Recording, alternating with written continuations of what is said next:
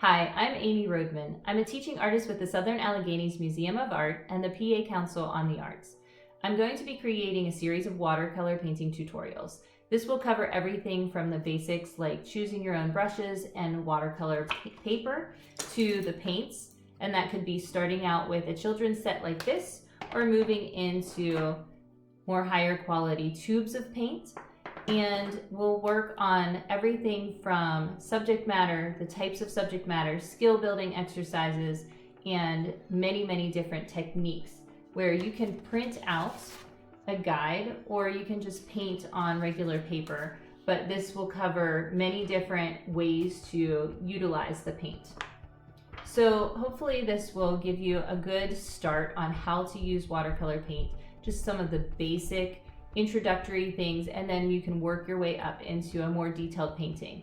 As you see behind me, I have a landscape painting that is more realistic. We'll be working through exercises like trying out your brushes and creating just patterns and experimenting with the color placement and how well your watercolors actually absorb into the paper, different washes, different techniques using those washes, and then we'll continue to build up our layering skills and then start moving into the actual subject matter.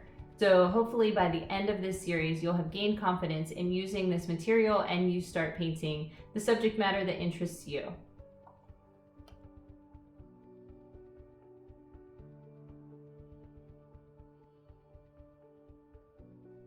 Let's go over the different types of watercolor paints that are available. I have several that I can show you. One is starting out with the children's set. Something as simple as this that only costs a couple dollars is usable. You can mix your own colors, so you're not really limited to just these colors of the rainbow plus the black and brown. One thing that I always do is create a really quick color chart on a scrap piece of paper. So what I've done is just painted one stroke of each of the colors to see how vibrant they turn out and what they look like when they are applied to the paper.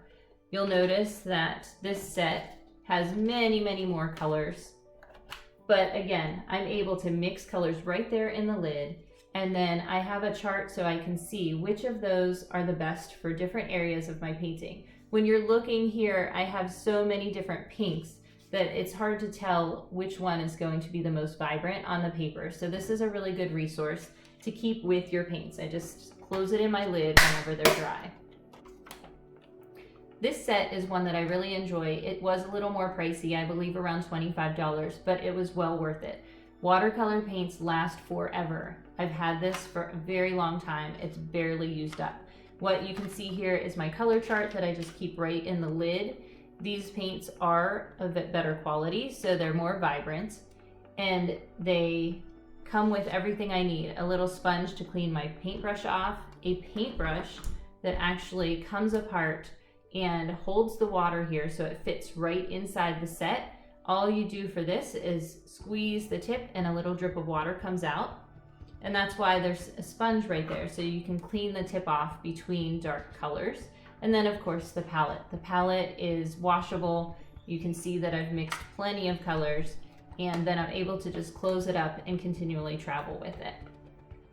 One of my favorite ways to use watercolor paint is actually the tubes. So these little tubes of paint, again, have lasted years. They're still nearly full.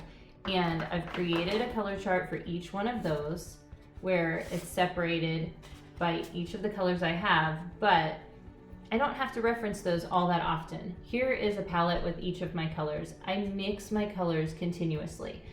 What I really like about these is that you barely use any. This is less than what I would put on my toothbrush every night if it was toothpaste.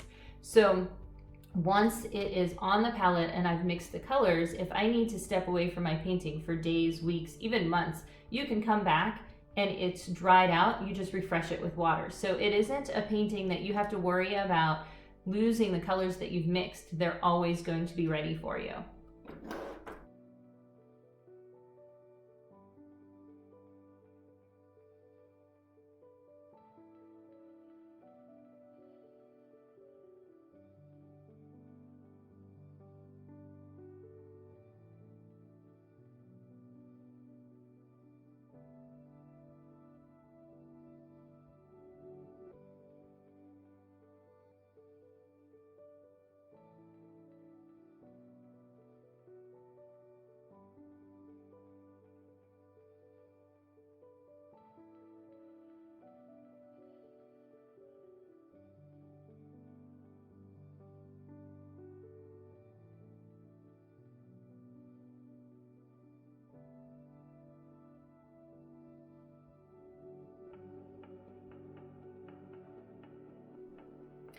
If you look in the description of the video, you'll see that there are a couple different links to PDFs that give you brush guides and descriptions on what types of brushes to use for different areas, what type of paper you may want to choose, and then a printable. And this is giving you many different techniques to practice.